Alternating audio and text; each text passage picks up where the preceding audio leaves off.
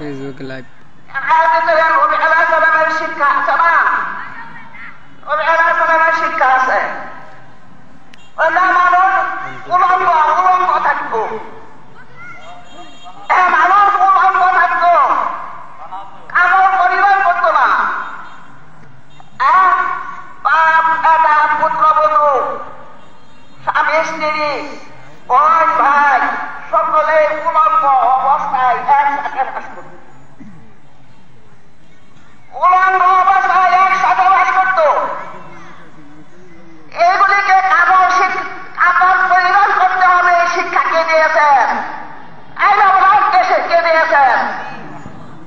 তুমি